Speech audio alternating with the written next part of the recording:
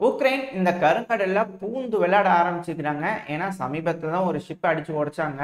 அது மூழ்கிடுச்சு அப்படிங்கிறது சொல்லப்பட்டு வந்தது. இப்ப திரும்பவும் கருங்கடல்ல ரஷ்யாவோட ஒரு லேண்டிங் ஷிப்பான சீசர் குனிக்கவ் அந்த ஷிப்பை வந்து அடிச்சிருக்கிறாங்க. அந்த ஷிப் மூழ்கிடுச்சு அப்படிங்கிறதுல சொல்லப்பட்டு வருது.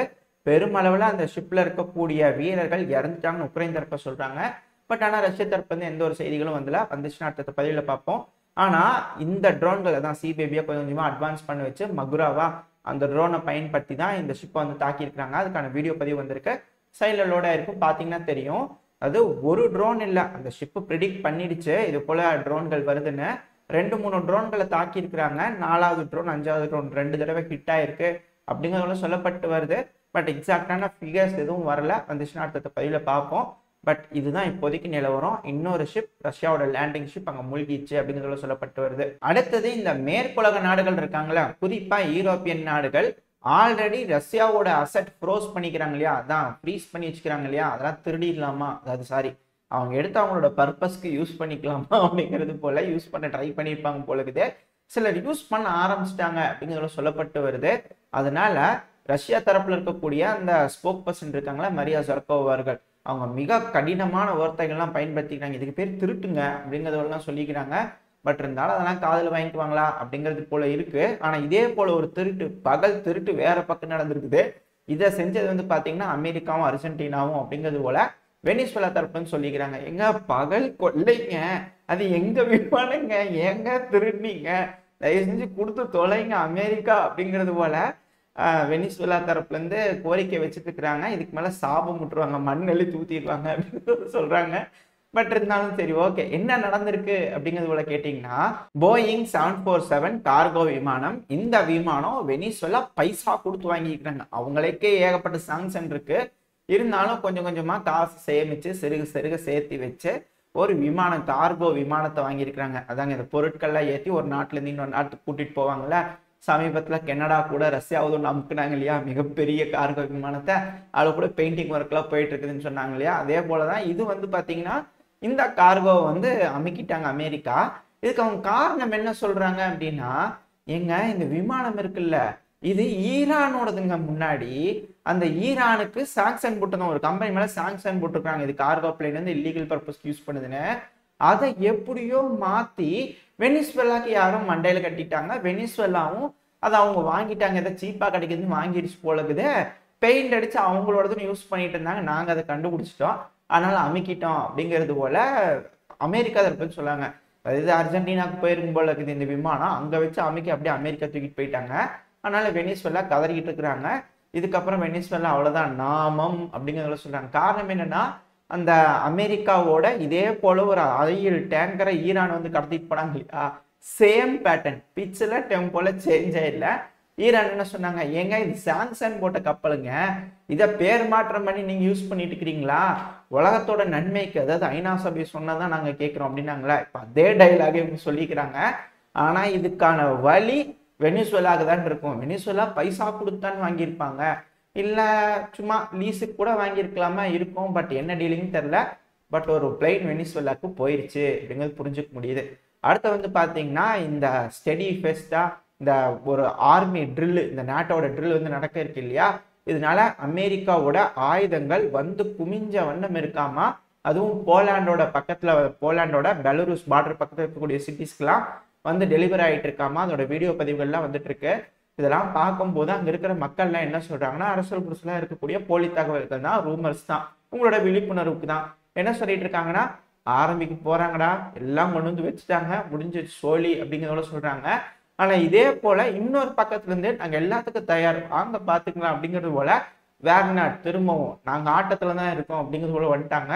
என்ன செஞ்சுக்கிறாங்கன்னா, இந்த பெலரூஸ்ல இருக்கக்கூடிய மக்கள் அவங்களும் ரெக்ரூட் பண்ணிட்டு இருக்கிறாங்க தான் போல இருக்குது. அப்படி புதுசா ரெக்ரூட் பண்ண நபர்களுக்கு ட்ரைனிங் கொடுக்கணும் இல்லையா. இப்போ வந்து ஸ்னைப்பர் ட்ரைனிங் நாங்க கொடுத்துட்டு இருக்கோம், உள்ள கால் எடுத்து வச்சா மண்டை தெரிச்சிடும் அப்படிங்கிறது போல ட்ரைனிங் கொடுத்துட்டு இருக்கிறது தான் பெலரூஸோட வீரர்களுக்கு வேக்னர் வந்து ட்ரைனிங் கொடுத்துட்டு இருக்கிறாங்களாமா. அது மட்டும் இல்லாம ரொம்ப பெரிய ட்ரென்ச்சஸ், அண்டர் கிரவுண்ட் டனல்ஸ்னு மிக பெரிய ஸ்ட்ரக்சர் பெலரூஸ்ல உருவாக்கிட்டு இருக்கிறாங்க வேக்னர். அதாவது பெலரூஸே ஒரு எப்படி ஹமாஸ்க்கு காசாக்கு கீழே ஒரு மிகப்பெரிய ஒரு சிட்டி இருக்கு அப்படிங்கிறத சொன்னோம். இப்போ வந்து அது வந்து வெளிப்படையா இஸ்ரேல் வந்து அதை ப்ரூஃப் பண்ணிட்டு இருக்கிறாங்க இல்லையா. நம்ம முன்னாடி சொன்னோம், இப்போ அது வந்து உறுதிப்படுத்தப்பட்டு இருக்கு. இதே போல எதிர்காலத்துல நேட்டோ நாடுகள் பெலருஸ்குள்ள வந்து இது போல டனல் இருக்கு அப்படின்றது போல ஏதாவது எடுத்து காமிச்சாங்கன்னா நம்ம அந்த டைம்ல காட்டலாம். ஆனா மிகப்பெரிய நெட்வொர்க் டனல்ஸ் அங்க உருவாயிட்டு இருக்கு அப்படிங்கிறத சொல்றாங்க. அது முக்கிய பொறுப்பு ஃபுல் கண்ட்ரோல் வேக்னார் எடுத்துட்டாங்க அப்படிங்கிறத சொல்றாங்க. வேக்னார் இது போல நாங்க ரெடி வாங்க பார்த்துக்கலாம் அப்படிங்கிறதுல வீடியோ பதிவுகளும் விட்ட வண்ணம் இருக்காங்க. அங்க என்னமோ நடக்க போகுது, அதாவது மே மாசம் வரைக்கும் இந்த ட்ரில் வந்து அங்க நடக்க இருக்கு. மே மாசத்துல தான் உக்ரைனோட அதிபரான ஜெலன்ஸ்கி அவர்களோட பதவியோட காலம் வந்து முடிய போகுது. எல்லாம் வச்சு பார்க்கும்போது என்னமோ நடக்க இருக்கே அப்படிங்கிறதோட தோணுது. பார்ப்போம் பொறுத்து இருந்து. அதே போல இந்த பக்கம் பார்த்தீங்கன்னா இந்த ரஷ்யா கிட்ட எலெக்ஷன் வரப்போகுது, அதுக்கான ஒரு சைக்காலஜிக்கல் ப்ரெஷரா கூட இருக்கலாம் அப்படிங்கிறாங்க. ஏன்னா எஸ்டோனியா தரப்புல இருந்து வந்து பார்த்தீங்கன்னா பார்டரை பிளாக் பண்ண போறோம், ரஷ்யா வந்து பார்டரை பிளாக் பண்ணிடலாம் அப்படிங்கிறது கூட சொன்னாங்க. ஏன்னா முன்னாடி வந்து பார்த்தீங்கன்னா ரஷ்யா கிரிமினல் லிஸ்ட்ல சேர்த்திருந்தாங்க இல்லையா, எஸ்டோனியாவோட பிரைம் மினிஸ்டர் காஜா காலஸ் அவர்களை வந்து வாண்டட் லிஸ்ட்ல சேர்த்திருந்தாங்க இல்லையா. மேபி இருக்கலாமா என்னமோ தெரியல. பட் செஞ்சாங்கன்னா ரஷ்யாவுக்கு ஒரு அழுத்தமா இருக்கும். பதற்றம் இந்த உள்ள இருக்கக்கூடிய மக்களுக்கு வரும் இல்லையா, உலக போர் வந்துருச்சா அப்படிங்கிறது போல அந்த பார்டர் ரீஜன்ல இருக்கக்கூடிய மக்கள்லாம் பதட்டமா இருக்கிறாங்க அப்படிங்கிறது புரிஞ்சுக்க முடியுது. அடுத்த செய்தி வந்து பாத்தீங்கன்னா உக்ரைனுக்குன்னு அமெரிக்க தரப்புல இருந்து ஒரு அம்பாசிடர் அலோகேட் பண்ணியிருப்பாங்க இல்லையா, அவங்க தான் பிரிங்க். அவங்க தரப்புல இருந்து ஒரு ஸ்டேட்மெண்ட் வந்திருக்குது. என்னன்னா $1 மில்லியன் ஒர்த்துக்கான மைன் கிளியரிங் எக்யூப்மெண்ட்டை மட்டும் அமெரிக்கா உக்ரைனுக்கு கொடுக்கும் அப்படிங்கிறத சொல்லிக்கிறாங்க. இது ஒரு மிகப்பெரிய விஷயம். 1 மில்லியனுக்கு வெறும் மைன் கிளியரிங்னா என்னங்க, ஏதாவது பெரும் அளவில் ஏதாவது அஃபென்சிவ்க்கு தயாராகிட்டு இருக்கிறீங்களா அப்படின்ற கேள்வி வருது இல்லையா. இப்போ சைடில் அடுத்த பதிவு லோட் ஆயிருக்கும். நேற்றுக்கு வந்து பார்த்தீங்கன்னா உக்ரைனும் அமெரிக்காவும் ஜாலி பண்ணிட்டு இருந்தாங்க. இப்போ வந்து பார்த்தீங்கன்னா ரொம்ப சீரியஸான ட்ரைனிங்ல அமெரிக்க வீரர்கள் ட்ரைனிங் எடுத்துக்கிட்டு இருக்காங்க. இப்போ எப்படி ரஷ்யா வந்து ஆன்டி டேங்க் டிச்சு, அப்புறம் இந்த ஒயரு, அப்புறம் இந்த டிராகன் டீத்னு ஒரு லேயரா டிஃபென்ஸ் லேயர் செட் பண்ணிக்கிறாங்க இல்லையா, அதே போல லேயரை அமெரிக்காவில் செட் பண்ணி பல இடங்கள்லையும் இது போல கிராஸ் பண்ணி அதை உடைச்சிட்டு போற மாதிரியான டெஸ்டிங்லாம் செஞ்சுக்கிட்டு இருக்காங்க. இது செய்யறதுக்கு வந்து பெரும் அளவில் இந்த ரோபாட்ஸை பயன்படுத்துறாங்க. அதாவது இதுக்கு மேல வந்து ரோபாட்ஸா தான் இருக்கும் அப்படிங்கிறது போல சொல்லப்பட்டு வருது. அது மட்டும் இல்லாம போலாண்டு இருக்கிறாங்களே, அவங்க தரப்புல இருந்து ஒரு இன்வென்ஷன் வந்திருக்குது.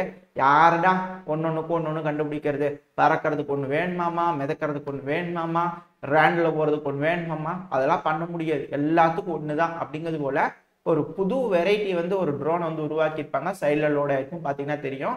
இந்த ட்ரோன்னால பறக்க முடியும், ரோட்ல போக முடியும், அதே நேரத்தில் தண்ணியில மிதந்தும் போக முடியும் அப்படிங்கிறதோட சொல்லப்பட்டு வருது.